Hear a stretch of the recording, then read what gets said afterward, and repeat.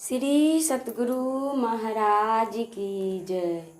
महर्षि संत सेवी की बोध कथाएं। कहानी शिवाजी की गुरु भक्ति। संत सतगुरु में हमारी श्रद्धा अविचल रहे तो हमारा बेड़ा पार है। आपने देखा होगा मोहर के सभी अक्षर उल्टे होते हैं, लेकिन कागज पर छपने से सभी सुलटे हो जाते हैं। उसी तरह जो अपने को गुरु के चरणों में समर्पित कर देते हैं, उनका उल्टा भाग्य भी पलटा खाकर सुलटा हो जाता है। जब हम किन्हीं को प्रणाम करते समय उनके चरणों में सिर झुकाते हैं, तो उसका अर्थ होता है कि हम अपने को उन पर समर्पण करते हैं। छत्रपति शिवाजी बड़े गुरु भक्त थे। वे गुरु के लिए सब कुछ न्यौछावर करने वाले थे। एक दिन उनके गुरु समर्थ रामदास जी महाराज भिक्षाटन करते हुए शिवाजी के दरवाजे पर जा पहुँचे।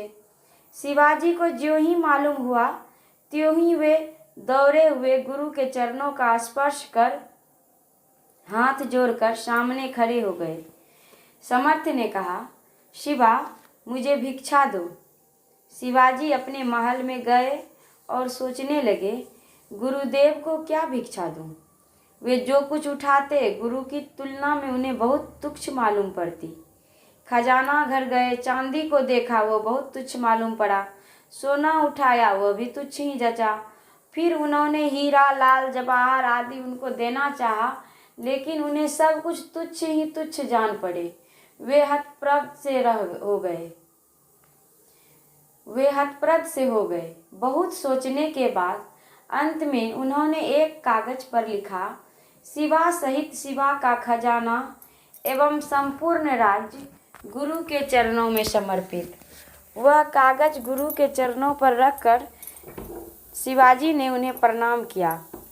समर्थ रामदास जी महाराज ने कहा, शिवा, इस कागज के टुकड़े से मेरी भूख बुझेगी? शिवाजी ने कहा, गुरुदेव, उस कागज के टुकड़े में शिवा का सब कुछ आपके चरणों में समर्पित है। समर्थ ने कहा, क्या राजपाट सब मेरा है?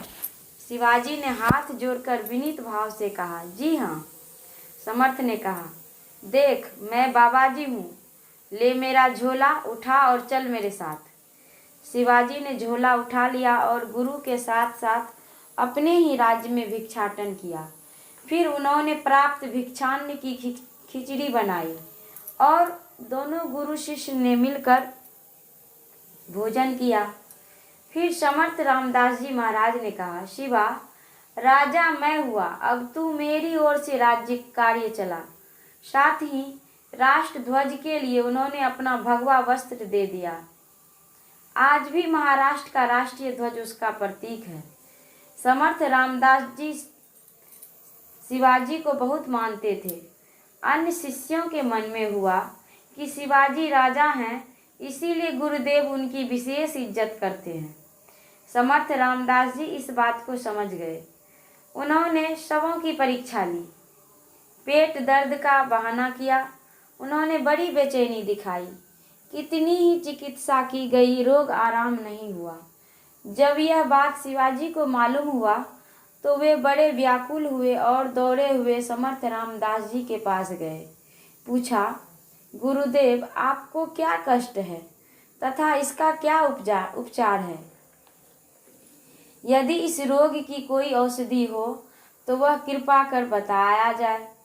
समर्थ रामदास जी ने कहा, दवा है भी तो उसका मिलना बहुत दुर्लभ है।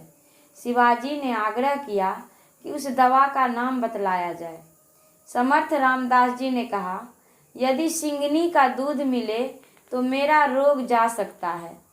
शिवाजी ने कहा, गुरुदेव, अगर सिंगनी के दूध से आपका दुख दूर होगा तो वह अवश्य मिलेगा। इतना कह शिवाजी ने सोने का पात्र लेकर घनघोर जंगल में प्रवेश किया।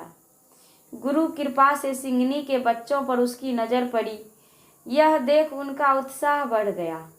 उन्होंने सोचा, जब सिंह सावक है तो उसकी माँ भी अवश्य होगी। उनके निकट जाकर बच्चों को अपने हाथ से वे सहलाने लगे। इतने में सिंहनी भी आ गई। अपने बच्चों के पास दूसरे को देखकर क्रोधावेश में आकर सिंहनी ने शिवाजी की गर्दन पकड़ ली और जोर से मरोड़ने को तैयार हुई। शिवाजी ने आर्त स्वर में कहा, माँ, मैंने तेरे बच्चों को कुछ कहा नहीं है और तेरा कुछ बिगाड़ा नहीं है। देखो, मेरे गुरुदेव बीमार हैं और तेरा दूध ही उस रोग की दवा है।